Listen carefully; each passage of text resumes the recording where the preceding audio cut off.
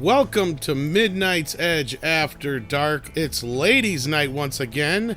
I want to welcome Random Game User 42. Hello. Thank you for letting me be here. Well, you're always welcome, of course. And Ren from Ren Rants. Hello. Thanks for having me. Welcome once again, as usual. So, ladies, we got a lot of stuff to talk about tonight. I'm going to turn the show over to you. Sorry for the bit of a delay there at first. I noticed my sound settings weren't set up, so at least I noticed that. Or you guys wouldn't be hearing us right now. So, you didn't hear much for a few seconds there. But anyway, we're off to go here on Ladies' Night. And we've got some explosive news right off the bat. And we were talking about this just before the show, and I said, you know what? Let's wait, because you guys were not in agreement on this and had a lot to say. So we're going to get right into it, and I know everybody else is wondering about it as well. Random, first give us the scoop as far as Kelly Marie Tran is concerned, and then we'll get into the whole debate again. All right, so I did link you guys the article in chat here. I'm going to drop it for you guys again, so if you do want to read along with us. This comes from the New York Times. This is the main article that everybody has been kind of running with. And the headline for the article, it says, Kelly Marie Tran, I won't be marginalized by online harassment. So this is leading us to believe that she, is speaking out about her online bullying that we've been hearing for weeks and weeks about why she left Instagram and everything. And it says, the actress Kelly Marie Tran arriving at the Oscars this year, she writes, I've been tricked into thinking my body was not my own, that I was only beautiful if someone else believed it, regardless of my own opinion. And now we even have an editor's note. The actress deleted her Instagram posts in the summer in response to online harassment. Here she speaks for the first time. It wasn't their words, it's that I started to believe them. Their words seem to confirm what growing up as a woman and a person of color already taught me, that I belonged in margins and spaces valid only as a minor character in their lives and stories. I'm I'm going to editorialize a little bit as I read, meaning, you're like a side character in Hollywood, in stories. And those words awakened something deep inside me, a feeling I thought I had grown out of, the same feeling I had when I was 9. I stopped speaking Vietnamese altogether because I was tired of hearing other kids mock me, or at 17, when at dinner, my white boyfriend and his family, I ordered a meal in perfect English to the surprise of the waitress, who exclaimed, wow, it's so cute that you have an exchange student. Their words reinforced a narrative I had heard my whole life, that I was other, just like the rest of us, right? That I didn't belong, that I wasn't good enough, simply because I wasn't like them. And that feeling, I realize now, was and is shame. A shame for the things that made me different, a shame for the culture from which I came from. And to me, the most disappointing thing was that I felt it at all. Because the same society that taught me that people were heroes, saviors, inheritors of the manifest destiny ideal, taught me I existed only in the background of their stories, doing their nails, diagnosing their illnesses, supporting their love interests, and perhaps, most damaging, waiting for them to rescue me. And for a long time, I believed them. I believed those words, those stories carefully crafted by a society that was built to uphold the power of one type of person, one sex, one skin tone, one existence. It reinforced within me the rules that were written before I was born, rules that made my parents deem it necessary to abandon their real names and adopt American ones, Tony and Kay, so it's easier for others to pronounce. A literal erasure of culture that still has me aching to the core. As much as I hate to admit it, I started blaming myself. I thought, oh, maybe if I was thinner, maybe if I'd grow out my hair, and worst of all, maybe if I wasn't Asian. For months, I went down a spiral of self-hate into the darkest recesses of my mind, places where I tore myself apart. I put their words above my own self-worth. And then it was then when I realized I had been lied to. I had been brainwashed into believing that my existence was limited to the boundaries of... Oh no. Oh no! Did you lose me? Yeah, we lost you there, but we got you out. back. Yeah, you were... I don't know if you got something running in the background or what's going on. It's not live if there aren't glitches. Yeah. Exactly. Might have just been my internet blowing out. I'm so sorry. That's all right. We got you back, though. You were doing so well there. Yeah, where were we on there? Basically, probably I had been brainwashed into believing my existence was limited to the boundaries of another person's approval. Yeah, somewhere I don't know around if you heard. All right. I had been tricked into thinking my body was not my own, that I was beautiful only if someone else believed it, regardless of my own opinion. I had been told and retold this by everyone, by the media, Hollywood, companies that profited off my insecurities, manipulating to me so I had to buy their clothes, makeup, and shoes in order to fill a void that was perpetuated by them in the first place. I've been lied to. We all have. So I really want to look at these last few words that she said here. You know, she had been told and retold lies by everyone, by the media, by Hollywood, by companies that profited from her insecurities, basically the magazine industry, you know, and the advertising to women's vanity, their clothing, their shoes, their makeup. And she mentions not a goddamn thing about the trolling, not a thing about the internet trolls, nothing.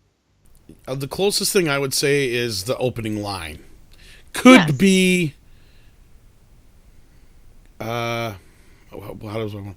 You could apply that to the trolling. Okay, I'm going to say I completely disagree. I think it's very obvious what she's talking about. It's obvious that the New York Times person sat down with her and Well, why didn't they quote her exactly then? I mean, if she's just implying it, right. To me it sounds like she's no, I'm sorry. This implying... is by her. Well, yeah, to me it sounds like she's implying that Hollywood has been telling her. Right, I was going to say, after that first line... I don't think those are mutually exclusive. Well, I think she's talking about Hollywood, and I think she's also talking about everyone. That's why she's into it, your own thoughts.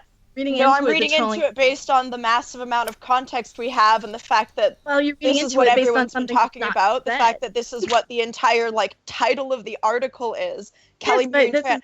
Okay, but she titled it. She titled it, "I won't be marginalized by online harassment." What do you think that was supposed to be referring to? Well, maybe she would have said something about it, though. She really didn't. All she said was basically Hollywood shaming her, the magazines and the media marketing to her. Sounds more to me like her she whole talked life. about a history of racism her entire life, and she was born in 1989. There wasn't an online when she was a little kid. Yes, you know, she's born in January of dealt with 1989. Racism in other ways as a child. We all kind of have in some way. I deal with it every day on the internet that I'm too white to have certain opinions. I'm too woman to have. I'm not going to address that one at all, but yeah, I'm going to say you're reading into it a lot more than I think is actually in the article. Dude, it's in the title of the article. Yeah, but that's just the title, though. She said they don't even. The title introduces the subject of the article, yes, and she wrote the editorial. So well, why didn't she mention any of the online names that anybody said to her, though? I mean, are you sure she's not just responding? She didn't want to spend the article repeating the abuse that she experienced on the internet. She wanted to talk about marginalization of Asian actors in general, and the fact that this is something to do with the fans. That's coming from Hollywood. They're the ones parading her out like she's a token Asian on a fucking screen. When she's constantly being attacked by racist attacks by fans. Who doesn't? I mean, who doesn't? If you're in Hollywood, you know. It's not so she could go cry to her fucking millions over Star Wars money. I'm sorry, this is total bullshit spin. I mean, I don't care that she's rich just because she's being abused and harassed online. I don't think it should happen to anyone. Absolutely, it is no excuse whatsoever. And people need social media posts and then talk about the fact that she's dealing with online harassment. I think that's a good thing because I don't think anyone should have to deal with it ever. Right. And I agree with that. I agree with that point. Like she is a good thing. And but I gotta agree with. So mad that she doesn't want to be harassed, and even if you don't like that she's not talking about the harassment explicitly enough, why is everyone so mad she's talking about the racism she dealt with growing up? What's the problem about that? No one's mad about that. The problem I have with it is that it is another media spin on something. This is yet another article that people only read the fucking headline of, and they run with it like it's the gospel, and they don't actually read the content of the article. I gotta say this much.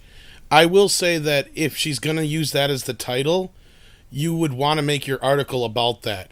Now, she's probably using the fact that the Rich Crazy Asians movie was a big movie this weekend to bring up the topic of growing up Asian in America, which is fine.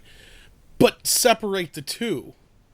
I don't think it's necessary to separate the two because I think they're related. The harassment she experienced was specifically because she's an Asian woman.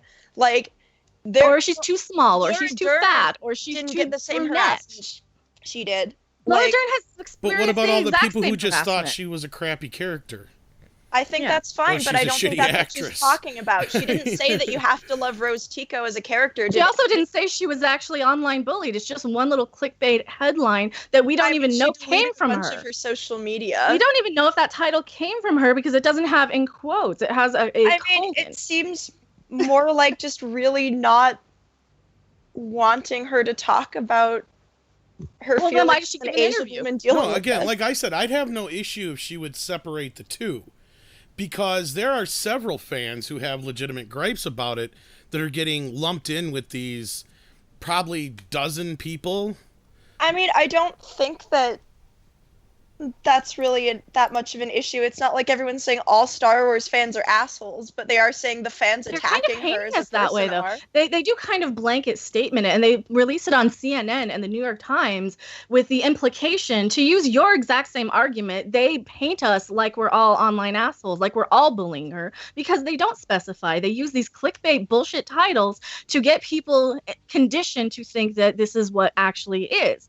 I don't know, this only seems stupid like people really reaching to like be offended about something that's not all that offensive. Like so online bullying isn't that offensive either if you use that argument. I think online bullying is a lot more offensive than being asked not to do it. Mute it. Maybe she can just mute the people. Maybe her deleting her social media was her doing that. Why wouldn't she just mute them as she comes in? Why does she mute anybody who hashtags Rose Tico? Why is it our business how she decides to deal with the harassment at all? Because she's parading it around, crying to the New York Times, trying to get sympathy from us. Fine, I am sympathetic to anyone experiencing online harassment. I didn't like it when I am too, to a point, but you also have to remember there's a big difference between somebody being bullied in their everyday life and somebody who's a celebrity who's being bullied, because you're going to get that if you're a celebrity. Being bullied on a much larger scale. I think that's where you got to be able to suck it up and deal with it. That is kind of the way it is. It really is, because it's been that way forever in a way. For social media, you just ignore it if you give it power. If you give it power, then you give it, then you make it so. If you just ignore it, I found that argument really silly too. You know what? I tried ignoring bullies. It didn't work. They just kept being assholes and trying harder to get your attention. Yeah, and there's ways to ignore them. You can mute them. You can delete keywords. You can delete. Well, then get off of social media if you're that pathetic and that much of a pussy that you can't handle one or two insults about you. I get it all the goddamn time. It's not one or two. She gets a constant. Well, guess what? She also has handlers. She also has millions of dollars of people that she can pay off to handle this shit for her. Her money has nothing to do with it. She also has the ability of having somebody sift through this stuff so she never sees it. She can have a publicist or an assistant on her social media. It doesn't matter if she should have to. She's online, and she gets this bullshit, and we all get this bullshit, and she probably gets more, and she probably has. She gets tons more, and hers also is just a. I don't even see half of the stuff that's in my inbox, and I have 400 followers on Twitter, and I don't see half of what comes into my inbox. And there's a huge difference. But your experience isn't universal to everyone. She is followed and attacked by millions of people at a time. Is she really attacked? Are there millions of assholes out there? I mean, I'm probably that dumb that you think there are millions of assholes out there that are attacking her on social media, then you are buying into this hook, line, and sinker. You cannot be let's look at this a different angle, though. I'm just aware of the fact that you're feeding into this, though. You're saying now that there are millions of people bullying her on social media, and there are not millions. Is obviously an exaggeration, but there are definitely thousands. There are absolutely. Are you absolutely sure? Is it like I'm absolutely sure. With the audience Star Wars has, it's absolutely thousands of people. There's no way it's 5 people, and she's a celebrity. Even celebrities that don't get mass hate get bullied on that show. She could have definitely getting it at a disproportionate level. I've seen it. Lock it off. Anyone who looks her social media. Okay, let's look at this from a different angle though for a second. Let's take the social media aspect out of it, since we can't agree on that part. Let's talk about the fact that she's using most of the article.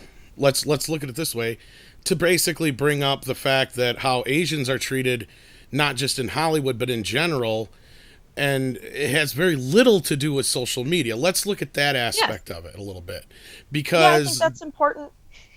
that to me, like I said, if she would have done a totally different article that had nothing to do with the social media, being that this, like I said, the Rich Crazy Asians movie was a big movie this last weekend, and she was using that as a platform to bounce this idea off of and bring this to light, that'd be a different story. But she's using her social media attack to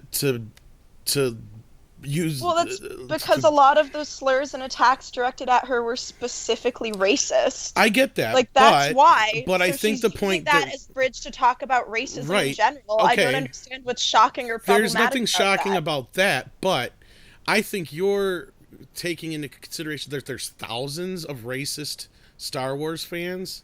I doubt that. I really do. I don't. Because I don't even think there are millions of Star Wars fans. There are thousands. Yes, but I mean, okay. But here's my thing. Here's my thing, Ren, and I'm not trying to, side with anybody or take anything. Social media. No, but here's my thing. My own page and my own hate and my own comments. Okay, and I have no difficulty at all. Look at these rallies and look at these. And I'm not trying to get too political here, but look at all these rallies and stuff where these racist people show up to rally. There's hardly a number there that's even worth bragging about.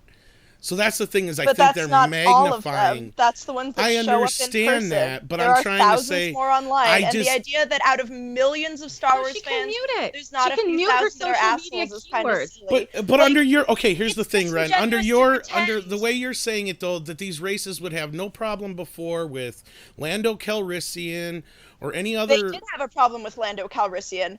Tons of Star Wars fans had a problem with Lando Calrissian. They really didn't. I had a problem with him changing a character. I had a problem. No. I'm saying like way back when the original movies came out. If you look at articles, you weren't even alive when the movies came out. What do you know? So, I was gonna say I don't recall any of that. I'm sorry. On the archive. I was there. Nobody cared. Lando. I was from the Jedi in the theater. The movie was anti-white and anti-man because Leia was too much of a main character. You can look it up. Like, I'm just saying, you can just assert that I'm wrong if you want, but you can look it up. It's easily accessible. Well, yeah, same thing with all these articles that John Boyega was bullied off of social media. It's the same bullshit spin articles. Same thing with Kelly Marie Tran bullied off of social media. Online, you should care racist people exist, but guess what? There was a day in the age before the internet, and if people who grew up with the internet are too fucking stupid to know how to use keyword mute, then they don't deserve to be on social media or be famous. And everything that this Kelly Marie Tran article. Stop. Let me finish. Stop. Let me finish. You've been talking let me finish. That's fine. Let me finish. She kept going on about saying when she was 9, she didn't want to be Asian. She stopped speaking Vietnamese. This is some deep baggage that she has, and if she is so triggered growing up dealing with racism your whole life will do that to you. Be in the public eye. Maybe she has a right to exist in the public eye without racism. Maybe she shouldn't be in the public eye. If she speaks, she can't take it. I'm so sorry. Your entire rant about her is just because you're mad that she's talking about a thing you don't like. That's not true. I'm mad that the media is spinning it to make us look like racists, and we're not. And people are dumb enough that they're buying these headlines. Okay. Here's one. John T. Net, thank you so much for the $150 Hong Kong donation. He says, my wife and I deeply take offense to being called racist for hating The Last Jedi and Rose Tico. We are Chinese. No one's saying that you're racist for not liking Rose Tico as a character. But that's fine. That's what we're trying to get at, though, Ren. That's what the media tells us. That's what the media says, that we're racist. Tells us, find me a single article that says if you do not like Rose Tico, you're racist. Oh, I can find 5 right now. Okay. Yeah, I'm serious. Go find me one.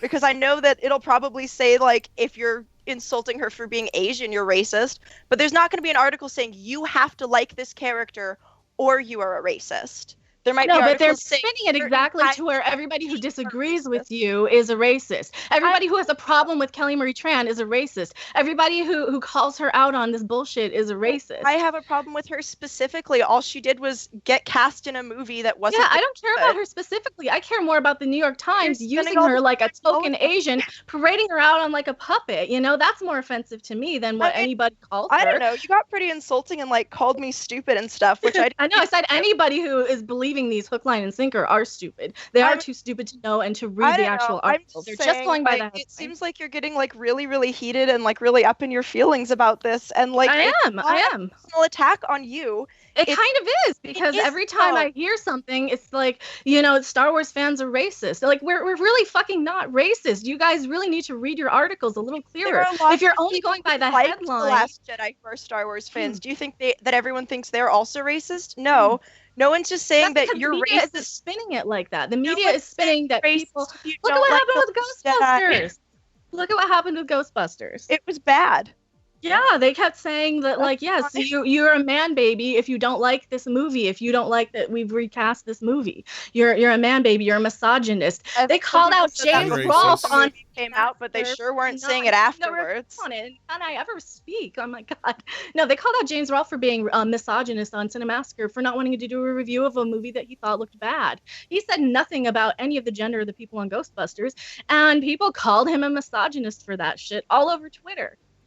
So this shit actually does happen. I have been paying attention for the last few years. This stuff actually seriously does happen. Okay, this is the first line of this is the first line of a CBS News article. The dark side of Star Wars fandom recently reared its head when Kelly Marie Tran, the actress who plays Rose Tico in Star Wars The Last Jedi, was run off of Instagram by misogynistic and racist messages from fans who didn't like her character in the movie. That was pretty concise and pretty specific. Yeah. But they didn't like her character, so they're racist.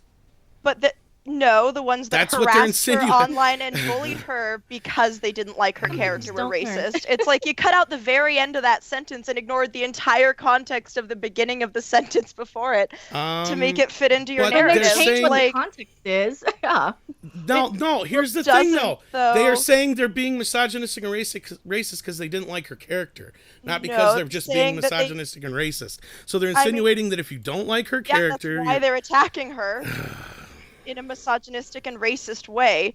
But if you don't like the character, that's fine. It's fine to say you don't like the character. But if you go and say, "Hey, Kelly," about if you character or not, that's not even the problem. You Asian bitch, I don't like your character. I didn't say that. Attack. I didn't say that. Character. I'm not saying you did. I know, but media certainly does. They like to paint us all like that. And just you quoting those type of things that you hear, that just tells me that you're also conditioned by the media to just assume that people say that. Those articles, except the one you linked me, and except for some of the things that I've seen here and there, you're just quoting exactly the same spin that they say about us. I'm not quoting anything. If that's your first go-to, is that we're racist, yeah. I don't think you're racist. I mean... Yes, but you're quoting it and you're fixating on it in a pretty weird way, but I don't think you're racist. I think you feel personally attacked by something but it's okay also, though, for them to turn around and call Star Wars fans who don't agree with it are basement dwellers and the other things we've mentioned. I also think body shaming men is shitty, and people don't talk about that enough, but it doesn't mean that I think body shaming women should be okay either. Like... I just think that this is a little bit excessive. And that's more what she's calling out is the body shaming in news articles. That's exactly what I read. That's also fine to call out. No, she's exactly calling out what she reads in Hollywood and in commercials and advertising. That is exactly right. That's what I was going to say. Exactly what I'm getting more from she's the calling article, out Hollywood for this shit. Right. I was going to say what I'm getting more from Hollywood. the article she's is calling that out everyone because but she's not okay. Psychologically speaking, when you list things in order like this, she lists it in by the media, by Hollywood, by companies that profited off of my insecurities, manipulating me so I would buy their clothes, makeup, and shoes in order to fill a void perpetuated by them in the first place. She says nothing about the trolls online. That's not even the third thing. Normally you say things psychologically speaking from the thing that's most important. You know, like how people will say, I love my pets and my kids and my husband. Right? They love their pets first, then their kids, and then their husband third, and they're in their list because of a subconscious prioritizing. And you guys can probably help me out in the chat for the actual term for this. I know there's an actual term for that, but that's exactly what she says. I mean, it's the media is the first thing that has been hurting and offending her and basically destroying her self-image. And Hollywood, and then the companies like the shoe companies and the magazines and the people trying to sell her clothes that she can't fit into or whatever, or that she can fit into. Who knows? I'm projecting into this, but she specifically says fashion, media, you know, all of these things, makeup and shoes in order to fill a void. that was perpetuated by them in the first place. That has nothing to do with this. She also states that she was 9 years old wanting to change her race. Again, nothing to do with the trolling. Well, she was talking about how it was something she grew up with as well as something she's dealing with now. Yeah, like, she sets this all up. She sets this all up by saying she had these feelings growing up and she's experiencing them again now. Like, that's why she goes into detail about her past and her backstory. In the article, she's experiencing them now. Because it looks like every time she speaks, it's of everything that happened in her past up till she was about 17. And I'm guessing into her early acting career because she says Hollywood. It wasn't their words. It's that I started to believe them. Their words seemed to confirm what growing up as a woman and a person of color already taught Hollywood me. And the media. That's literally her point. Yes, and Hollywood the there she's talking about now is the people now. The Hollywood and the media is in the section where she's talking about her past and growing up. She's couching this entire thing, explaining what she had to deal with growing up and contrasting one word with now. That's what she's doing. Like, that's how you're supposed to read that article. I don't know what to tell you. But yeah, I know. I told you from the beginning. If that's how you're supposed to read an article, then you guys are really bad about spinning and manipulating people. And we have just a whole society of absolute fucking morons. And here's the thing, like, they don't know how to understand what people like a say. really good way to push back against all the tiny little being like really racist and shitty, and they project everything else themselves. They don't actually read between the lines. They don't read the body of the content. They read the headline. They get it in their head that this is fact, and they hear all this other media spin just reaffirmed and reaffirmed and reaffirmed. So they have it in their head already that she's talking about the trolls, which she's absolutely not. Not one mention of that in the whole article. I think 99% really want to believe.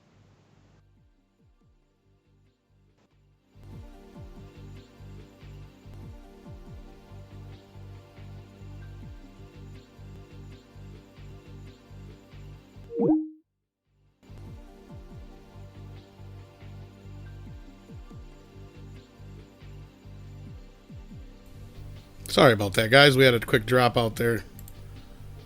Trying to rejoin the call.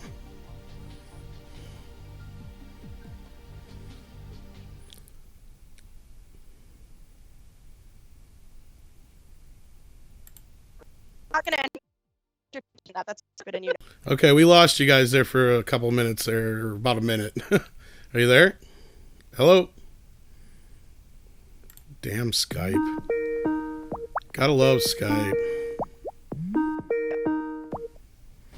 Hello? Star Wars fans. Hello?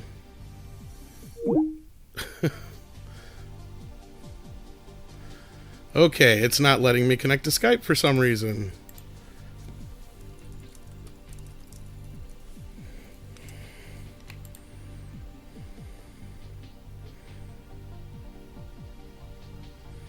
Gotta love technology and the internet.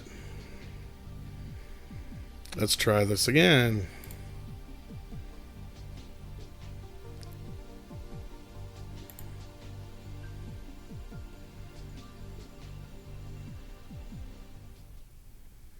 Hello?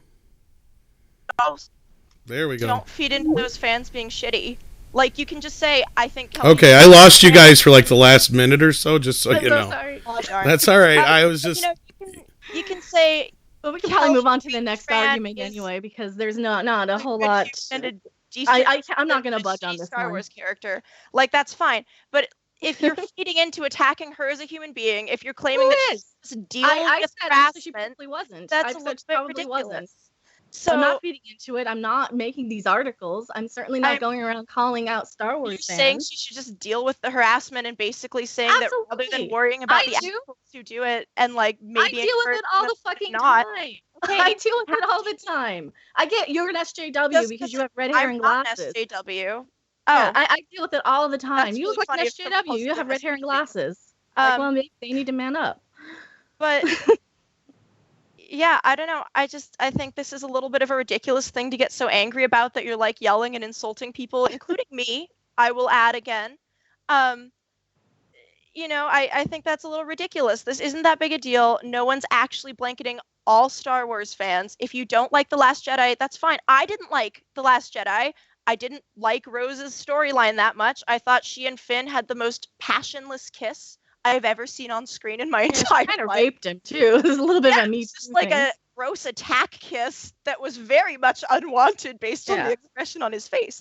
Like, those things are fine to critique. It's when people start critiquing her as a human being. It's when people start critiquing her race. It's when people start insulting her.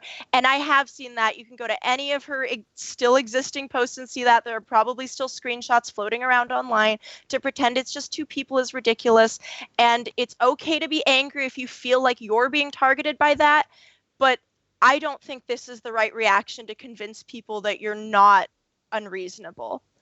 And again, you don't have to like The Last Jedi. You don't have to like Rose Tico. I personally didn't. I like Kelly Marie Tran. I think she's cute and a pretty good actress. I just think the writing she was given was really, really bad. And I think that's fine. Okay, we can move on now. All right. John Tnet gave us another 150 Hong Kong dollars. Writing that insinuates things due to context, including timing of its release and platform it comes from. In Love the Country class in a Hong Kong uni, it is called for what it is, communist propaganda. I mean, I guess we're kind of done with the whole subject, and I also want to thank Willie Woodward for his $5. He was enjoying the debate. It's fun. It's fun when we disagree. I mean, I see both sides of an angle. But I mean, I'm not going to get into it. So I know. And it's okay to feel frustrated. I'm not going to like pretend there aren't shitty asshole people on the left or whatever that are actually being obnoxious to fans of different things. Like, I'm not going to pretend they don't exist. I'm also not going to pretend that there's only two of them.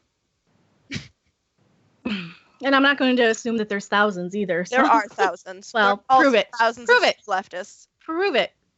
I really don't buy into the thousands. Maybe hundreds. I don't know about thousands, because that just seems too dense. Clearly, you have not spent enough time in closed Facebook groups with thousands and thousands of members, because Jesus. I have, but yes, okay.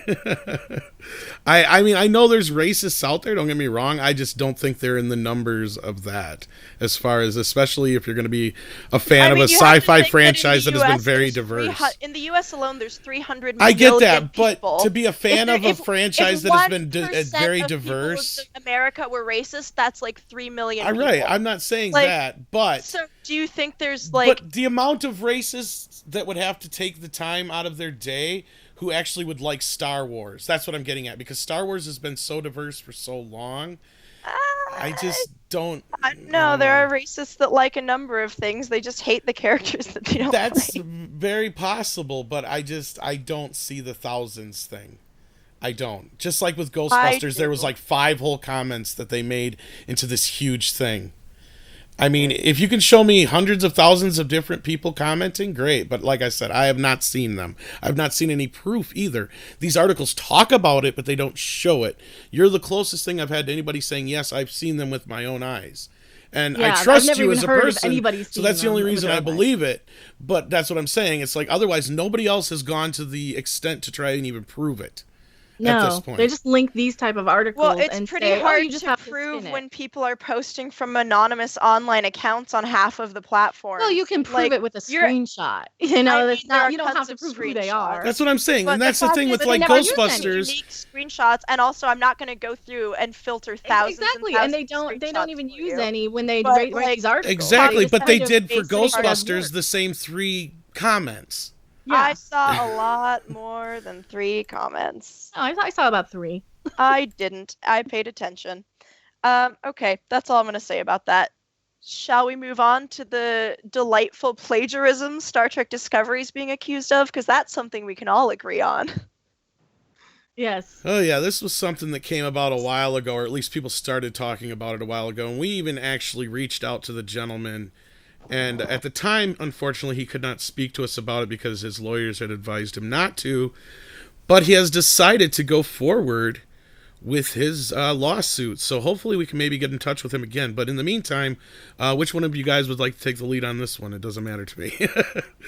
I'll let Random take the reins. All right. Well, all I have on this right now, because this kind of dropped when I was on Doomcock's stream earlier today, might be why I'm kind of worked up. He kind of rubs off on a person. He might have tweaked my wiring too. So I apologize if I offended you personally or attacked you personally, Ren. I really don't mean to. I know. I was just being. I blanket statement myself. No, but yeah. So this comes from I think his name is Anas Abdin, and I'm so sorry if I'm mispronouncing your name. I'm terrible at names. But his Twitter handle, and I linked it in the chat for you guys, says, "I tried to prevent this as much as possible, but CBS treated me in disrespect. I am officially going to court against CBS's Star Trek Discovery," and it has his blogspot, tardigrade game, and a whole bunch of screenshots with the characters that looked very similar, and a lot of things like the tardigrade looking similar. Like Stamets, having a gay doctor with blonde hair, or a gay character with blonde hair, having him be married to a doctor. For Michael Burnham having like an African American female lead, having the tardigrade, having spores that travel throughout the universe. So yeah, and it's very much. Let me see if I can find the screen. Oh God! Did you look at the? Awesome. Did you look at the screenshots? What are your thoughts, Ren? Oh yeah, I mean, come on. It's ridiculous. Like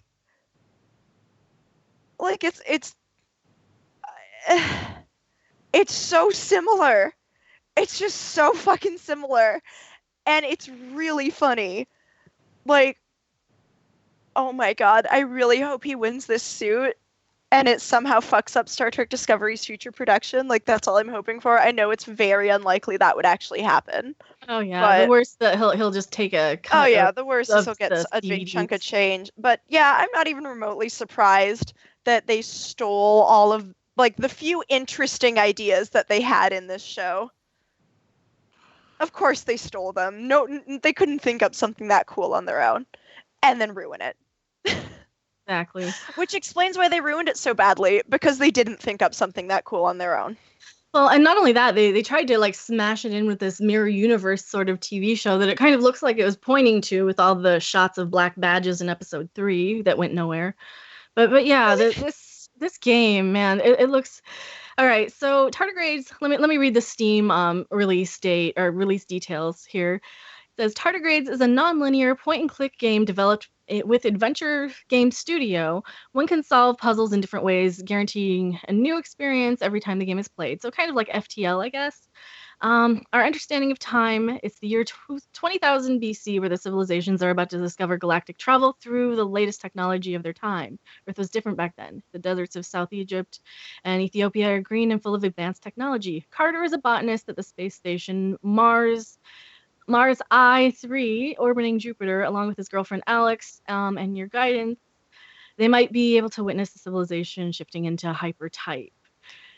But yeah, so some of the main gameplay doesn't look super similar as far as that goes. So they did change it to take place on the Discovery, but pretty much everything else does. I mean, you use a tardigrade to, travel through the galaxy and throughout time, and yeah, it's connected to all these points in the universe, it looks like. Well, it's kind of ridiculous. I mean, I don't know a lot about copyright law. It's similar in the sense that you plug into the tardigrade, kind of. Yeah. And a lot of the characters look very similar, and, but yeah, it does look a little bit in the same vein as you use the tardigrade to travel great distances in an instant, from what I'm seeing. And a lot of the characters look very similar, and a lot of the, yeah. And a tardigrade is just so specific. Yes. It's so fucking specific that it's impossible to think that they didn't rip this off. This is ridiculous. Like, even if the characters didn't look similar, that premise is so fucking specific. Yes. Well, and no, what have we done? They're fighting about Trump in the comments. Oh no. Anyway. Oh Lord. Don't fight about Trump in the comments. We're not a political channel. We're talking about Star Trek here, children. But seriously, well, actually, we're not talking about Star Trek. We're talking about STD. Yeah, it is. That is one thing we can absolutely agree on. Very good point. Star Trek Discovery is not It is not Star Trek in the slightest. It is Star Trek in logo only. Barely even in logo. Well, yeah, they didn't even get that right. They have the Delta on everything. The theme song made me so angry. Like, actually, that's the minute I knew the show was going to go off the rails, was when that dumb theme song came on, and I was like, oh no. Oh, not when they showed a TOS communicator that doesn't even look like the communicator they use in Discovery. Yeah. Which is like 10 years later. Here's a communicator from 10 years in the future in a timeline where the ship doesn't even look the same. Oh, God. There's so many things wrong with Discovery. But I love that they stole it. That's so funny to me. Like, are you serious? Well, my first thought when I saw his tweet, somebody linked this to me on Twitter today during the Doomcock live stream, and all hail Doomcock as a programmed. But yeah, we like we were just celebrating. We're like, yes, what can we do to help? How can we help get this litigated? You know, what can we do? Can we start a GoFundMe? Can we contact Leonard French, who's a copyright attorney? Can we do any of that stuff? Right. You know, can somebody tweet that at him? And maybe he'll help for free and make it more famous on YouTube. It's just, it's kind of unbelievable. I don't know what they were thinking. Like, did they just? Well, I don't know how much Kurtzman had to do with this. I don't know how much Kurtzman had to come up with the idea. I doubt much, but I guess he technically did plagiarize Cowboys and Aliens because they didn't buy the rights to the comic book. The Wilk Report was telling me about, the guys from the Wilk Report were telling me about this. They were looking into it, so I'm not going to get into it too much because I'm sure they're going to talk about it a little bit. So check out their show for info on that. But yeah, so this wouldn't probably be the first time that these guys have done something like this. I mean, okay, first argument is, okay, certain aspects of the tardigrade itself you can't really copyright because there is the scientific thing, like a tardigrade has like a map in its memory or something like that. It's this whole thing with I don't know the whole specifics of how it works, but so they're using the same concept and idea, and it's of course typical Star Trek to go ahead and use, you know, true science to fuel their story, right? Mm-hmm. But again, like you guys brought up, they really kind of ham-fisted this into this because it doesn't fit. Now, if this was later down the road, it probably wouldn't matter. Not that the tardigrade part would make a difference, because obviously they're still ripping off the concept and idea from this guy's video game, which has been around for a couple years now, mind you. Oh, yeah. You could argue that it's just coincidence, but it's... Here's the other thing about it, though. Tardigrades aren't blue. Yeah. Look up a real tardigrade.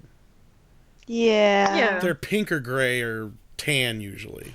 I've yet to see a real blue tardigrade outside of these two instances. So that might be the linchpin in this. And the uniforms look very similar in a lot of ways. Yeah, more so, they actually do. They look more similar to this game than they do to Star Trek. Actually, they do. That's so funny. I'm dying. Oh my God. But yeah, I could do a million videos just on how similar this game is to Discovery. And it's you know, they use ancient Egyptian stuff, which the Klingorks really look like. They use a lot of Egyptian inspired. I mean, their ships look something right out of Stargate in a lot of ways. So, yeah, God, even their bunks look very similar. The science station looks very similar. Just the lighting, everything about this looks so similar. And I really wish this game were playable. I don't think it is. I think it's just a Steam green light. If somebody out there works for Steam, check and see if Kurtzman has an account.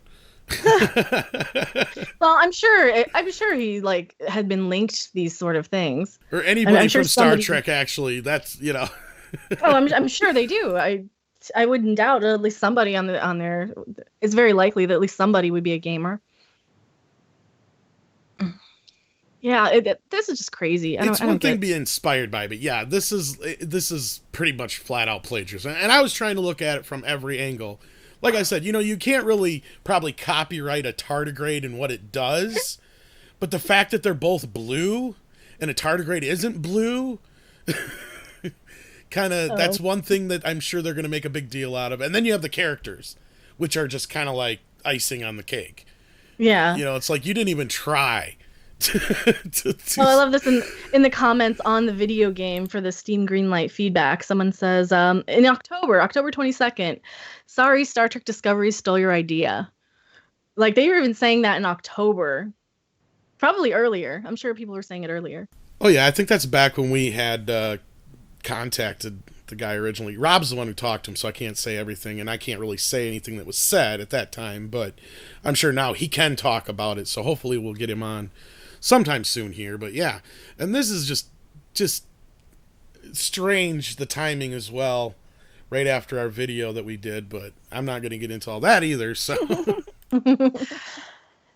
Yeah, this is just kind of dazzling in how obvious it is. Like, it's impossible to really be convinced that there's no way they knew about this game or that they possibly ripped everything off from it. Like, it's just so blatant. Like, you'd think they'd have done more to hide it. Exactly. Lazy. Well, it's kind of one of those things. I think not a lot of people realize how popular Steam is, or how popular Steam Greenlight was. I mean, there's whole YouTube channels that have whole series on highlighting and showcasing Steam Greenlight games, like YouTubers with hundreds of thousands of subscribers. And before they shut down Steam Greenlight, it was kind of a regular series on a YouTuber that I used to watch quite a bit called Jesse Cox, who has like 800,000 subscribers, and he would go over all these upcoming games. I don't remember him going over this game, but I would absolutely not be surprised to hear other YouTubers taking this and running with it. Absolutely. Especially when Star Trek Discovery came out, you know, it's not like this is some unknown thing. It was right there on the open for people to vote for. Yeah, we had talked about it back then, and it's just a big deal now because the guys decided to finally go through with his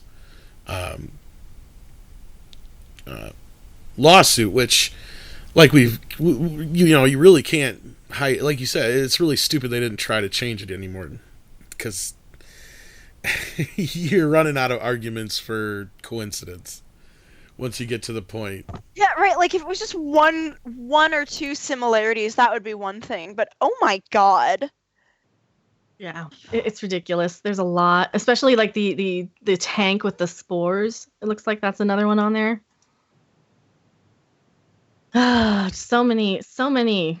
I wish I could find all these screenshots, but yeah, I mean, it looks like there's a tank with spores that he's swimming in as well, with all these little blue. Was there a villain dots. too, or no? I can't remember now looking through the stuff, but I couldn't remember if there was a villain or not either. But I'm not seeing one. I mean, I know it was a point and click where you had to go throughout time. They may not have gotten that far in the game yet.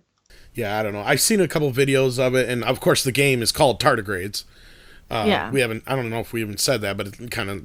It's right there. It's like yeah, I've linked a couple of articles for you guys. I linked the game dev's Twitter, where he stated he's going to litigate, and then the Steam page for you guys to go and check it out for yourself if you want to comment or see. Are we just crazy? Are we just seeing things? And I'm sure we'll have a lot to say about it in the coming weeks. I think Andre's already planning a video. So, he's like basically is perfect for the third video that he's been planning here, because believe it or not, we've been working on these Star Trek videos for a long time. So as good as they're doing, it really makes us feel good for how much work we put into them. So it's nice to see him do that well. So yeah, if you guys haven't checked out those Star Trek videos, please do, so you have some context. So yeah. But anything more to say about this before we move on to the next part? I think that was all I had. So I know Ren's time is kind of limited tonight, so... All right. I have to brief a bunch of shit for torts. My life is just an unending hell of books and books and books and books. Well, you at least got to enjoy Enchanted. Or what the hell is it called? Or Disenchanted. Disenchanted. I think it's Disenchantment. Disenchantment. Yes, it's the new Matt Groening. God, I don't know how to say his name. I've heard it both ways. Right, me too. I'm going to say Groening because it's funnier that way. So it's Matt Groening's new series on Netflix. For some reason, it has an abominably low score on Rotten Tomatoes, and I have no idea why, because it is so much fun. The story basically follows the adventures of Elfo, an elf who just pieces out of like the little elf land because they're required to be happy all the time, and he's miserable, and so he pieces out to go explore the real world. And he befriends Princess Tia Beanie of Dreamland, also known as Bean. And oh my god, it's so fun. Oh, and she gets cursed with a little demon that basically just hangs out with her and gives her bad life advice. And I love it. It's so much fun. I think, honestly, it's exactly what we need right now in terms of a new animated series that's kind of like, you know, it occupies the same space Futurama did, where it's fun and lighthearted, but it's not afraid to have like a dark or gross joke here and there. But there's always like a baseline level of respect for the characters that I think ends up being really important because it makes them into actual characters that you care about at all while watching them get into all of their ridiculous antics and zany adventures, and it's amazing. I personally had a blast. I binge watched like all of the episodes when it first came out, and I've already rewatched a couple episodes here and there because they were so good. And I don't know, I like that there's like a main female character, this fucking dorky looking, but still that's not the point about her. There's so much more going on with her, and I love her. Well, I think she looks very Simpsons. Buck teeth and all. She does. She's definitely in his typical style, but she does canonically have buck teeth that actually come up in the plot from time, and I love it. Yeah, I'm sure he's got that style trademarked, and if he doesn't, I don't think anybody dare use it anyway. Yeah, I was gonna ask if that's just how she looks, or is that like a plot thing where she's supposed to look kind of weird? But yeah, all right. Because I could totally see how it could be either way, because that's just how Simpsons characters and Futurama characters tend to look. So if they would have just said she just looks like that. Yeah, I would say one of the comments definitely has it right, where it's like it's definitely a step above, or several steps above modern Simpsons, but it's a little bit below peak Futurama for sure. It's not quite as good, but it's definitely similar in tone.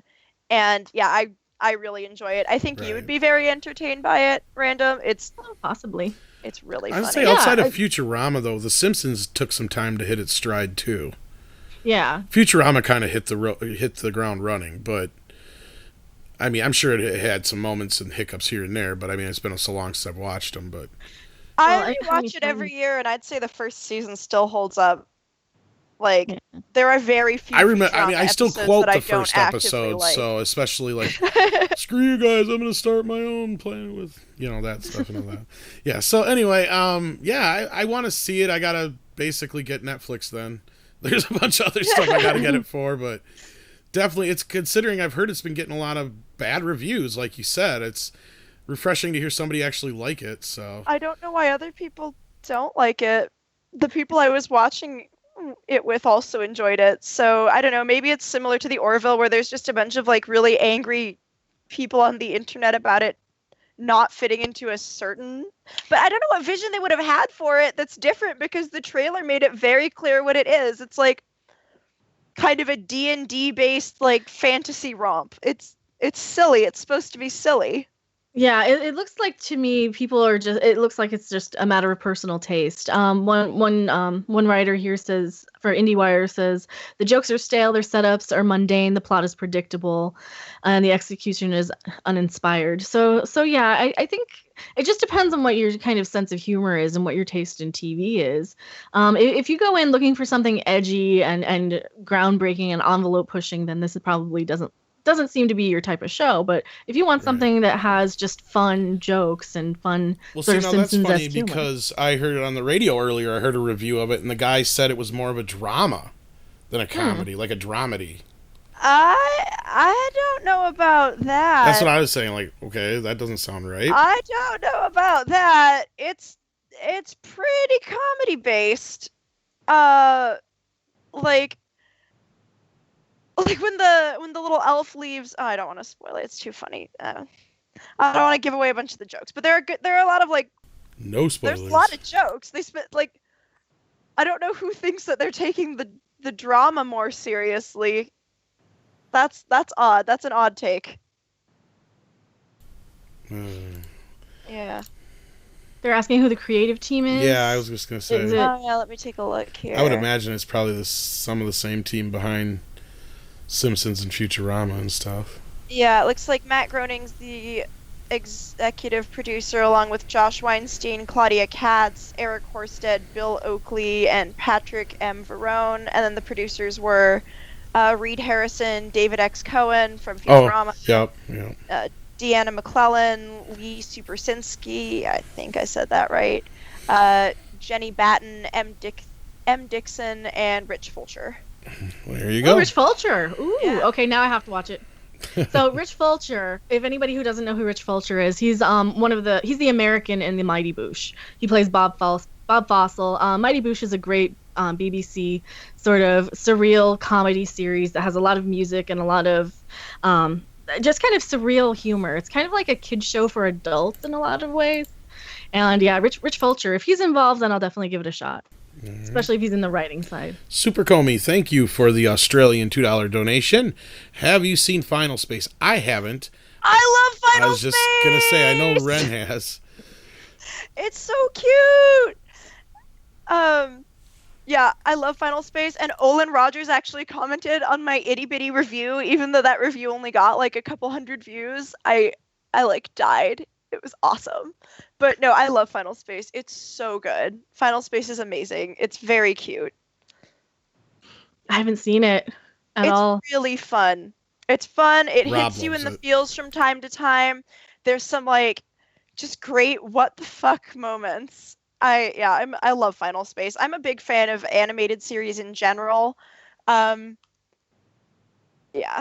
I enjoy Final Space, but I also really enjoy Disenchantment. I would say Final Space is definitely better in that I think it's a more sophisticated story. But Final Space is really good. And Disenchantment's also really good. Well, since I know we're limited on time, we might as well take a couple more questions then, if you guys have any for the ladies. So throw those questions out there. Let's see here. Was there any I missed up above?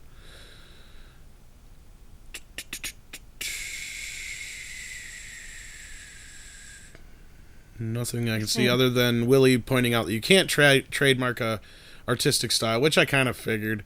But like I said, it's so ingrained with graining that I don't think anybody would that I don't think anybody would dare steal it. No. Kind of like how Jim Davis does with Garfield. Nobody would ever steal that style because it's pretty much his, you know what I mean? Well, yeah. I mean, once you're known for a certain art style, then right. I think you would get more crap from the fans saying, you just are ripping off Matt Groening. Yeah. All right. Any questions, guys, before we go? Because I know Ren's really short on time here. We're running on her hour here. Yeah, so. Law school is eating my entire life. I can probably hang around for another like 15 or 20 minutes or so, though, so it's not too bad. I just don't want it to go too far over, so yeah, but they don't start asking questions till we're ready to go. I know. That's because a lot of the time we don't get to them until the end. And then because we're too busy like reading the articles or talking. And Robb, it is our own fault. As long as you're asking questions Robb wants to answer, he'll keep going all night, but yeah. It doesn't look like anybody has any questions, guys. Come on. You got to be caught up by now. There's only like a 5-10 second delay, I think it is. Maybe you're just not cool enough. Maybe we're not. Not tonight. I didn't even look to see how many people were watching. There's 74 people tonight. Well, that's really awesome. Thank you for sticking around, guys. Do we think season 2 of Star Trek Discovery will be push the button worthy? Yes, but I don't think he will because we're still waiting on Game of Thrones and Orville and all these other good shows and The Expanse. So, yes. There you go. I don't think it's going to be that great. I've been hearing stuff, though, that I can't talk about, so... I love Discovery behind-the-scenes gossip. I think Doomcock brought some of it up earlier, but... Yeah. So that means I guess I could talk about it a little bit, but, yeah, I don't know. The whole reshoots thing, but then again, I've also heard they're out of money. So... Good. I hope they get canceled. That's all I do, too. Just go away. I just wish this Tardigrades guy, the game dev, like has some way of ceasing and desisting. That'd be interesting. That'd be very interesting. Then it gets pulled from canon because it was stolen. That would be it would be devastating to the show. Amazing. Because what are they going to do? Because the whole show rests on the Tardigrade, and what are they going to do? Yeah, the whole season arc, like a half of the season arc was the Tardigrade, and then more than half, really. Mm-hmm. Because that's like I said, the whole thing kind of rests on that. The whole idea, because that was the whole plot. That was Lorca's whole, spoilers, contrived fucking plot. Like, one of the worst plots I've ever heard from a villain, because so much shit just had to happen because plot to work out for it to happen to work out. It was just like, it's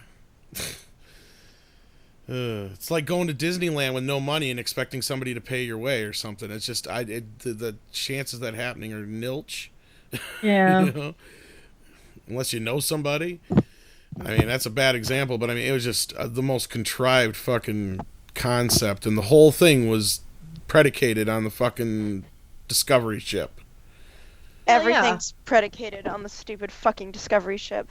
So they can't lose it. So they can't really lose it without it destroying everything. So it would be a point of where if he were able to get a cease and desist and they were scared enough, it might put the kibosh on the show for a while, but I doubt it.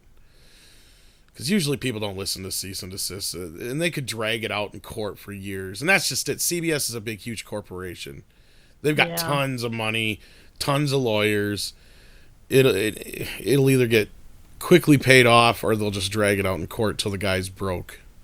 So, well, that's why I'm like, how can we help? Can we crowdfund this guy an attorney? Can we find somebody? Because like we hate Discovery. We hate what it's doing to Star Trek. We hate what it's representing in the fandom, having us turn against each other and fight like animals. You know, like seriously, can we start a GoFundMe for this poor guy who was victimized by CBS? Right. RT66, yes, I have seen Spaceballs, the animated series. It is different. Yes. And there is a DVD out there, but it doesn't have all the episodes on it. I did not know there was a Spaceballs, the animated series. It's fucking Flash animation. Yeah. Amazing! I love Flash animation. The upside, though, Mel Brooks and Daphne Zuniga, however you say her name or whatever, do voices, but she sounds horrid. She's not a voice actress. Well, not just that. She didn't age very well, I don't think, in a sense, because she just sounds her age in comparison. She doesn't sound like she used to at all. But of course, they don't have Rick Moranis or anything like that, and it's the best episode. Yeah, the best episode was probably the first episode, I think it was, where it was a parody of The Phantom Menace. Yeah, with young Dark Helmet. That was the only one that I really remember being any good. Willie Woodward also had another question here. Do you think there'll be a point where Star Wars fans or Star Trek fans will abandon these franchises? They kind of have, as far as abandon though. I guess it's just as long. Never. I don't know if they'll ever really abandon them completely. Yeah. No, never. It's just until because as long as the good stuff still exists. Right. And as long as there's a chance something could be good. Yeah, no, unfortunately, we'll stick around. We're gluttons for punishment, let's be real. And we've put up with all kinds of garbage releases from our various franchises in the past. This is just another one of the dark times. Yeah, we get these every once in a while. Like, don't forget the prequels. Like...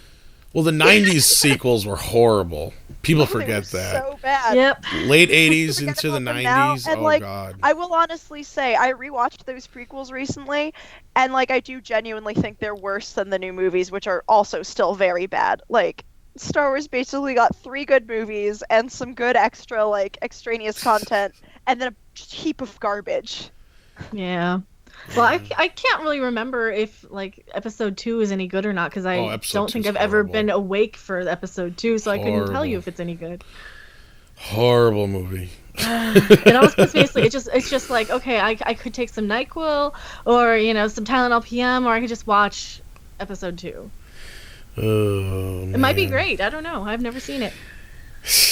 Not all the way through anyway. Maybe it seeped into my subconscious, through my brainwaves or something. Osmosis. That one sunk in much quicker than episode 1. like, because it was such a boring movie. Yeah. Well, episode 1 at least had the Weird Al song to kind of go along with you. Well, right. Oh, there was at least. Oh my god, I forgot about that. I mean, just Attack of the Clones is depressing and boring, and then you get to see Yoda with a lightsaber. That's about it. Yeah. And Samuel L. Jackson has a cool line. That's about it. But then it makes you wonder, you know, evidently they have parties and they use that word in space. So, I don't know. This party's over. I thought about it too much, I think. That's what Samuel L. Jackson says. I don't know. It's just kind of like, I don't know. It felt out of place to me. And then you got C-3PO saying, "Oh, this is such a drag." Oh, my God. That was horrible.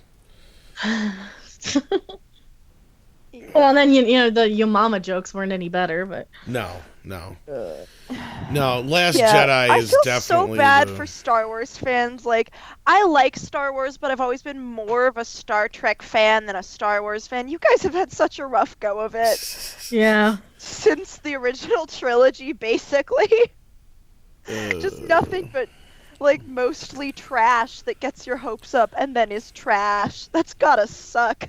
Speaking of Star Wars, we got a question here from Icthulu. I think that's how you're supposed to pronounce it. Icthulu, one of the two. Probably Icthulu. What are your thoughts on the Star Wars Rebels animated show trailer and controversy? I seen that. I seen the thumbs down. They've disabled comments. Oh no! Oh, did they finally? Last I heard it was still on. No, I think they disabled them last I knew. Somebody said something to me anyway. I hadn't checked, but... Oh man, I'm watching the thing now. Oh god! It looks rancid. Okay, here's my thing. Oh no! I love animation, okay? I love me too, animation. But Jesus! But I hate that, like, half-ass between 2D and I really hate 3D looking at their animation. faces. I hate that shit. They're so derpy, too. Like, the one guy looks cross-eyed. Yeah, well, you can tell it's definitely for younger kids. Yeah. But it's on at 10 o'clock at night, I heard. But it's on the Disney Channel, not weird. Disney XD. That's another thing somebody pointed out to me as well. Okay, it's on the main Disney Channel at 10 o'clock at night on Sunday nights, from what I've heard. Yeah, so it's technically, I think it's more aimed towards younger kids, but yeah. For like little kids, I guess they might enjoy it. But the most fucked up part is Filoni is supposed to be involved with it, so I have no idea. And this to me is also funny because they released I don't know what the fuck you'd call it, some puff piece on the Star Wars group. And it has, you know, all the people in there, the writers and everything like that. The only person who's not in the video, take a guess. Kathleen Kennedy? You guessed it. Not one shot of the lady. Not one single shot. There's George Lucas in there, though. Dave Filoni's in there 3 or 4 times. Oh, wait. It might look like... Oh, no, never mind. That's old. No, never mind. This just come out the other day, and it was just like one of those little puff pieces, how they're just... Yeah. Everybody's talking about how so glad they are to be able to be working on Star Wars and crap. You know, there's like 2 or 3 of the old-timers in there, but the rest of them are new people for the most part, and yeah. Dave Filoni, who they made sure was shown, like I said, 3-4 times. So, makes me wonder. Take that all as you will. There was another question right under that. Where'd it go? Unless you guys had anything else to say about that crappy cartoon. No, and like, to be fair, this isn't the continuation of the Clone Wars we're talking about. It's Star Wars Resistance. It takes place between Force Awakens and Return of the Jedi. Yeah, here, let me... Actually, just before Force Awakens, actually. Yeah. No, I just... Oh, man. I just watched it. It was not... Which, again, is boxing yourself in with another prequel. Good. It looks weird. Davis asks... I know! I hate prequels. Sorry. No, that's all right. I think it would behoove CBS more to pay it off quickly, can't afford any open plagiarism cases looming over their heads during merger negotiations. Well, here's the thing. CBS is the one who doesn't want a merger with Paramount. But if they were to want to look enticing to another studio or want to buy a studio, say like Sony, then yeah, they're going to want to sweep it under the rug real quick. And if they want to keep Star Trek Discovery on the air, they're going to want to sweep it under the rug real quick. But yeah, so hopefully the guy holds out. Hopefully he's like, no, take the shit off the air. Yeah, oh my god. That would be like the dream. Or off the service, since it's not technically on the air. But yeah. Yeah, I'm looking at this trailer now. You guys have me watching the trailer. It has 50,000 thumbs down and 9.4 thousand up. I mean, look at it. One of those thumbs down is so much for the apology tour. Oh. Tyler Bioshock has a good question, because I think you did a video about this earlier, Random. I have to know Ren and Random's thoughts on Battlefield 5 controversy. The one with women fighting Nazis on the front line with robot arm. Is that crossing a line diversity-wise? I don't know. Well, okay, for Battlefield, I actually did a couple of videos based on one reason why I think Battlefield 5 is failing, in addition to all of that other nonsense, and that is it's going out against all these other really amazing games, or amazing looking games like Red Dead Redemption 2 and a Call of Duty game and the Smash Brothers game for Switch, and there's like just a ton of games coming out at the same time.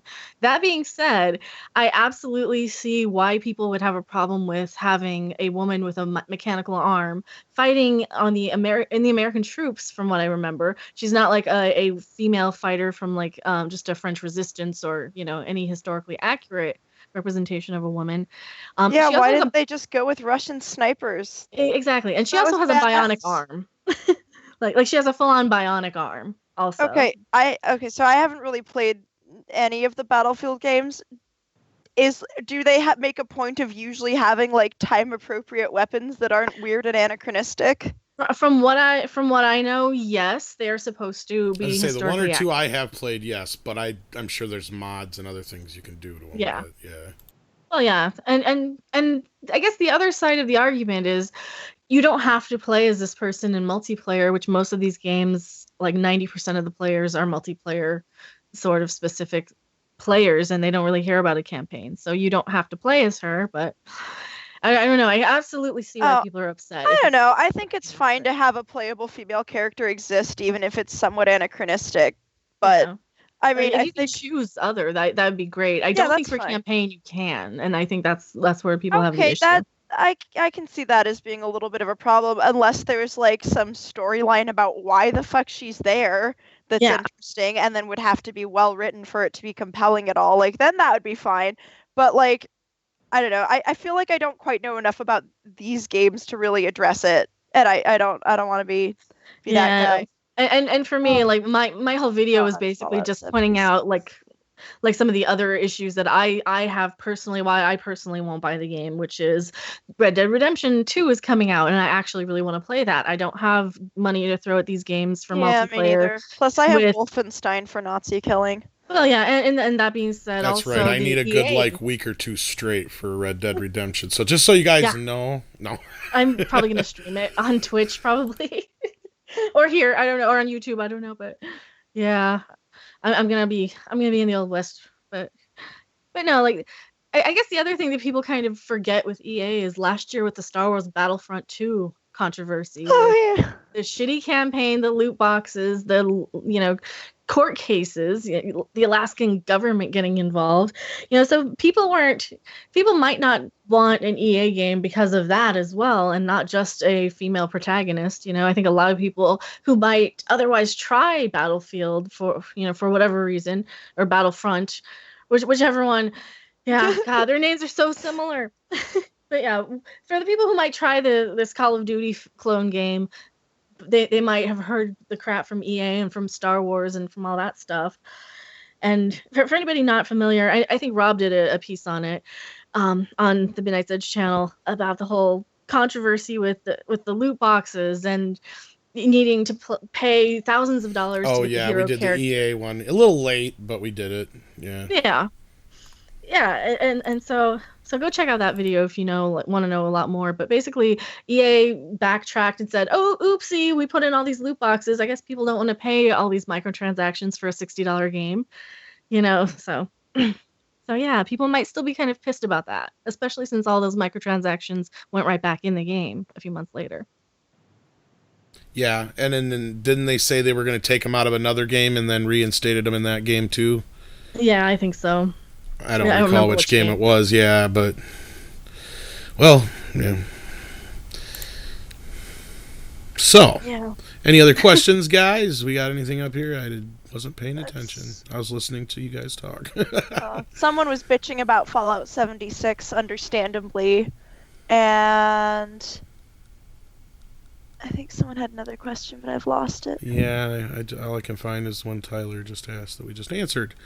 Okay, let's see here. We'll take one more and then we'll get rolling here since we're running on an hour and 15 minutes here and it's getting past into Ren's study time. I hate my life now. You better pass. I know, I gotta. Otherwise it's a huge waste of time and money. Jeez. Okay, hopefully I didn't miss any of you guys' questions.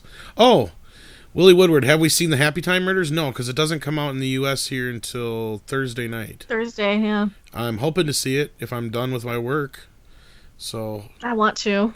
Hopefully you guys will be watching the Adam Marcus interview while I'm going to see that movie. But yeah, so that's what I'm working on right now, and along with other videos when Andre throws them at me. So, and I've got more Talking Blue and Trek Log I got to work on yet too. So it's all in the pipeline, guys. I promise. Promise. All right. Any other questions? Give us a good one. Let's see here. Davis has something to say about the Battlefield situation, I believe. The problem is they're making World War II game through DICE's lens, considering DICE is Swedish, and Sweden's contribution to the war was selling iron to Germany. Awkward. Interesting. Oh, I hadn't heard about that. Mundane Matt controversy thoughts. We've answered that before. We basically say we don't condone what he did. No comment outside of that. We haven't spoke to him, so yeah, we can't say anything more than that. It's nothing to do with us, so nothing to really say. It's kind of shitty what he did. That's about it.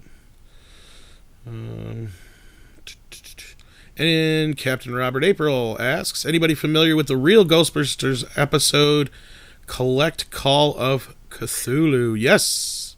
I vaguely remember that one. No, but that sounds entertaining. Yeah, that sounds awesome. I was going to say, there was a lot of Lovecraft. Yeah, I was going to say, there was a lot of Lovecraft inspiration throughout Ghostbusters, the real Ghostbusters, yeah.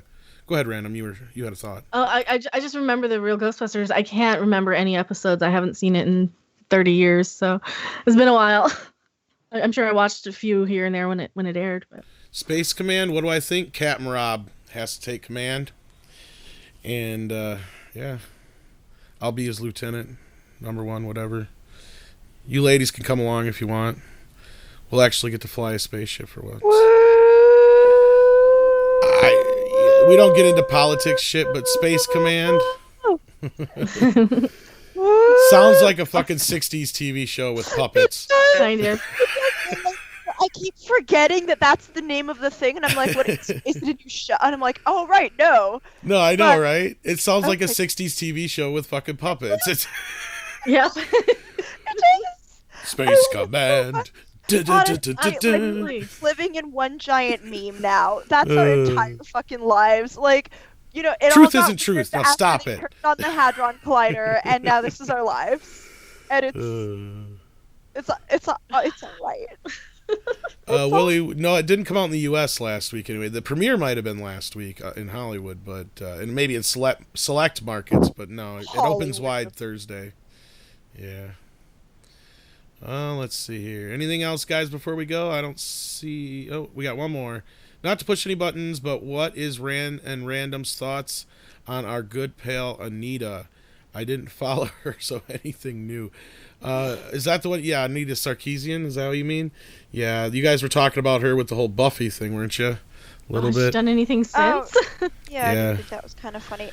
Honestly, I know this is going to be an unpopular opinion. I already know it. I don't really think Anita Sarkeesian's nearly as bad as the rap she gets.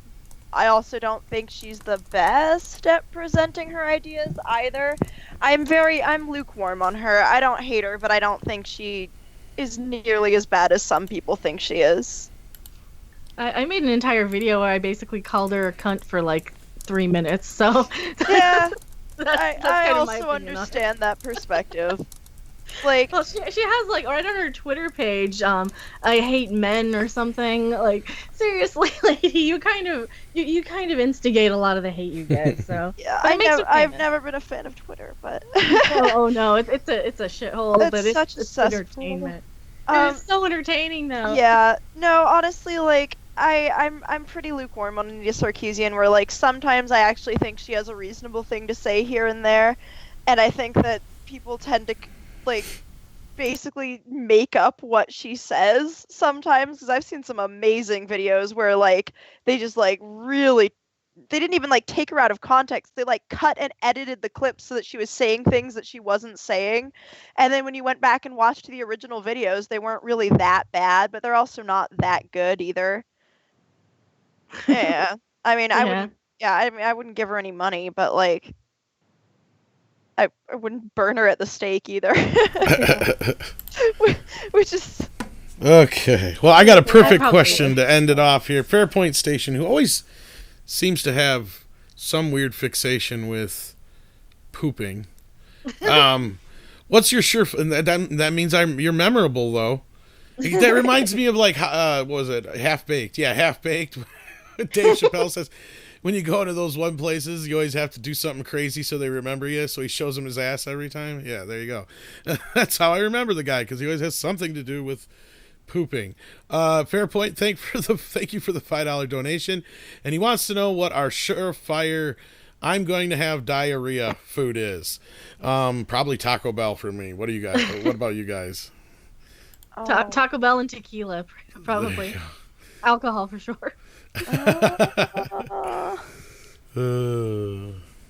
I guess if I really eat way too much curry when I order Indian food, because I love curry and I'll just eat piles. I'm not a fan. I'm not a fan. Bad life choice. Oh, I love. It's not that it tastes food. bad, but it fucking smells bad. Oh, I love the smell. I love the curry smell. I mean, I don't know. I made a really good green Thai curry last night. It was so spicy. My poor boyfriend got the hiccups because he loves spicy food. Like, he'll keep eating it, but he'll like hiccup between bites. Oh, jeez. All right. Well, that was a great question, I think, to end on. A perfect question, I think, to end a ladies' night on. It's perfectly classy to end on a poop question. Why not? Hey, everybody poops. That's right. That is true. And I want to thank everybody for joining us once again on this ladies' night. And, of course, I got to thank Random and Ren for joining us. If they weren't here, we wouldn't have ladies' night. And we got to thank all our super chats and all our other subscribers. And if you're not subscribed, make sure you do that. Make sure you run over to Ren and Random's channels to subscribe. Why don't you tell them all your other fun addresses to find you on the social medias? I am. Oh, go ahead. Go ahead. Oh, well, I am Random Game User 42 on YouTube and Twitter. I am at Random Monkey, or just look for Mecha Random. You should find me there. I have a Patreon, Random Game User 42. That's bullshit. You get a mecha and I don't. I want a Mecha Tom. Well, did he make you? No. Are you my brother? I just want a double. I need one. I got fucking dishes. I know. Anyway, Ren, where can they find you at? Sorry. You can find me at Ren Rants and Ask a Law Student on YouTube. You can find me on Facebook at Ren Rants. And if you disagree with me and the things that I say, feel free to let me know, because people often do. Well, it was an interesting night. I had a good time. Honestly, it's almost more fun when Random and I disagree than when we agree, because then we actually have something to fight about. If we agree, we're just like, oh yes, how nice. I don't know what the hell happened there when I lost you guys earlier. I have no clue. It kept hanging up on me. I was not doing it, I swear to God, because I wanted to hear what you guys were saying. So. Well, we didn't even notice. Yeah, I know. I was going to say, I don't think you guys noticed at all. You guys kept going. It was awesome. But... oh, Lord knows what you guys said when you were off the air there. I don't even remember. I don't know, but I have fun. I honestly enjoy it when we disagree, because, like, you're so, like, firm on your perspective that it really gives me something to push against. Like, I hate wishy-washy people, like, fucking pick a side. right? And I like that you do that, and it gives us some like actual like ground to like poke and prod and like look at different angles. It's fun. Good time. Right. Oh yeah. But also check out, we did a live show for the first time ever on Midnight's Edge, the main channel. If you haven't checked that out, check it out. Because Andre doesn't think that the live shows are going to work out. He's like, nobody's watching them, so he's not so sure about it. So if you want to hear more live Andre, got to check them out, guys. So tell him he's pretty. I don't think he'd care. He'd probably be like, I know, but that does not pay the bills. So, but it can. Well, and in the proper respect, I'm sure. But he's a married man, so. Well, darn. Married with children, so we can't be having him do that. That's Robb's job, and well, we only get so much for Robb. So. So anyway, no, we love Robb. We miss him. We'll have Robb again tomorrow night. And somebody did ask about the 007 question. We're going to talk about that tomorrow because that's Robb's big domain. So I want to leave that for him. So we'll definitely get on that subject tomorrow. So until then, I want to thank everybody for joining us. And of course, the ladies for making it Ladies Night once again.